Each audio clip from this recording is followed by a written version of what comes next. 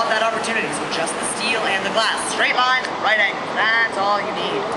One of his students, though, felt a little bit differently about straight lines and right angles and designed these, what we affectionately call the corn cob towers on our right-hand side. They are officially known as Marina City. They were built in 1967, designed by Bertrand Goldberg. Now, Bertrand Goldberg designed these as a city within the city.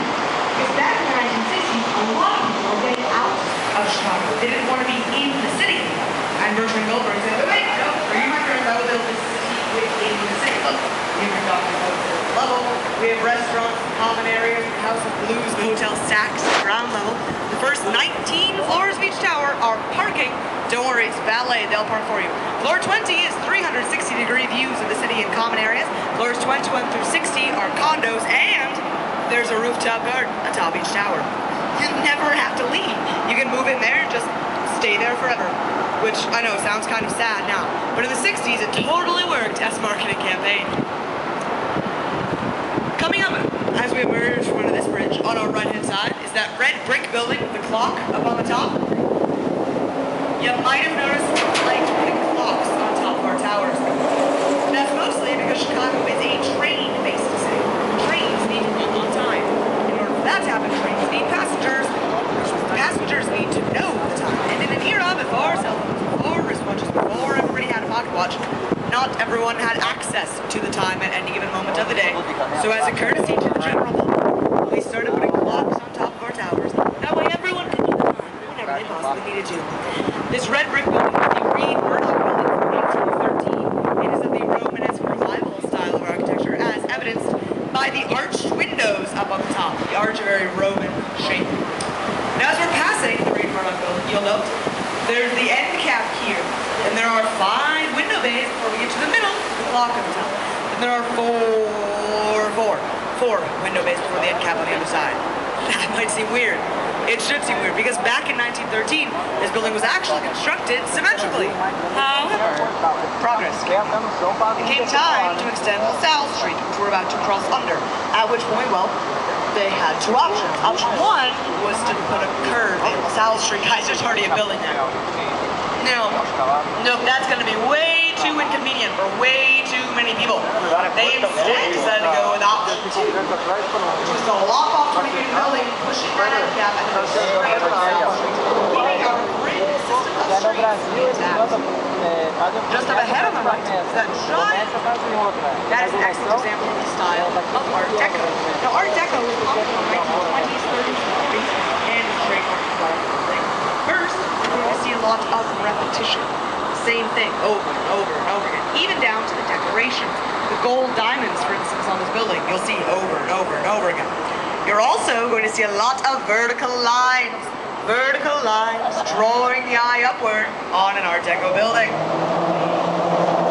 This is the Merchandise Mart from 1931. And it was home for many years to stockhouses, now home to boutique furniture, design showrooms, things like that. So if you're looking for new furniture, might I suggest the Merchandise Mart. This is an absolute Goliath of a building. There are 7 miles of hallways inside there. Now, as we come out from under the next bridge, you'll be able to take a look down the block and see just how far back the building extends. There are 4.2 million square feet of space inside there. By contrast, the tallest building in Chicago has 4.8 million square feet of space. So yeah, this is a pretty big building. It's so big, in fact, that until 2008, this building, not the block it's on, not the area it's in, the building had its own zip code. Now you can see the building extends. So we're coming out of the main branch of the river now. We're going to go up and down each of the north and south branches. But before we do, I want to talk about this general geographic area in which we find ourselves. This geographic area is called Wolf Point. And it is here at Wolf Point back in 1837. The head honchos, the bigwigs, the decision makers of the day got together and decided to officially incorporate Chicago as a city. That occurred March 4th, 1837. We became the city of the stinking onion.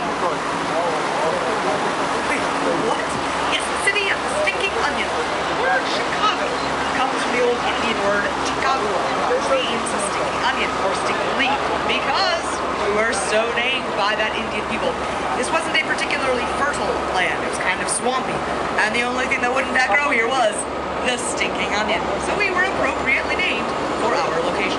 If you have any interest in etymology, that same root word, Chicago, also spawned the word skunk. So take that as well. So we're currently going into the north branch now. At this point, it's the building that's directly in front of us, but it will end up being on our left-hand side. That earth tone building with the round windows up near the top, that is the Fulton House from 1908. And as we pass it, take a look at the balconies and notice how thick the walls are. The walls are very, very thick. Because when it was actually built as a refrigeration warehouse. And it stayed that way until the late 1970s when they decided to turn it into condos. At which point, well, they found they had a couple of challenges. Challenge number one, they had to thaw out the building, which took over a year. Challenge number two, they had to get rid of all the horsehair. What is all the horsehair that had been used as insulation and was thus lining all those very thick walls? Challenge number three, they had to individually punch out each and every one of those windows and balconies without compromising the structure of the building, which again took quite some time considering just how thick all those walls are. Now just beyond the Fulton House on our left is another triangular building. These are the River Cottages from 1990. They were also designed by Harry Weiss, who was the nautical man, the sailor who did the Swiss Hotel we saw on the main branch. These are triangular in nature. There are triangles going down the sides. The spiral staircases are a nice nautical touch as well. Harry Weiss was a big fan of our river. He liked drawing attention to it. He wanted people to notice it and to appreciate it like he did, which was frankly kind of a radical idea at the time. Not everybody was quite so in love with the Chicago River as, in fact, Harry Weiss was. For instance, as we emerge from under this bridge, take a look on our right-hand side at this gray and blue building. This is the East Bank Club from 1980. And architecturally, it's not really all that interesting. It's just a gym. But it is kind of interesting to note that we're looking at the back of the building.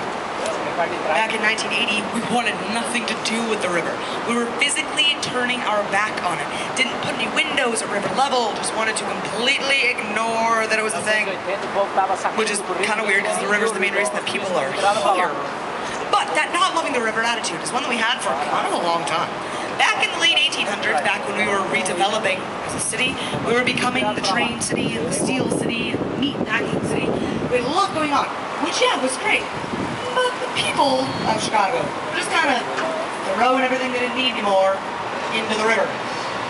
Not our best idea, because that flowed directly into Lake Michigan, our source of drinking water, and the fifth largest source of fresh water in all of the world. So, once about 12% of Chicago's population died from water-based diseases like cholera and dysentery, we figured, we might want to change something. So again, at that point, there were two options. Option one was to put out laws and ordinances that said, stop throwing stuff in the river, guys, that's a bad idea. Here's a little hint about people from Chicago, for those of you not from Chicago. We can be a little bit stubborn, a little bit resistant to change, but that wasn't necessarily going to be our easiest option. We instead decided to go with option two, because option two only required changing one thing, instead of changing the ways of all people in Chicago. Option two was to change the flow of the river. Let's see that. That sounds easier. Since the year 1900, they decided to reverse the flow of the Chicago River.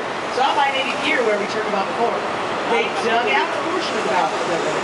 They put in that system of locks and levees that was patented just for us and later copied for the Panama Canal.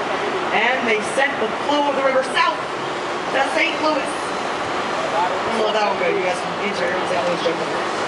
So if you take a look on our right-hand side now, you can see how we feel about the river today. We push our buildings back a little bit. We have this nice public river walk, which Daniel Burnham would have been a great big fan of, because Daniel Burnham published a plan for Chicago in 1909 that brought up a few pretty good points.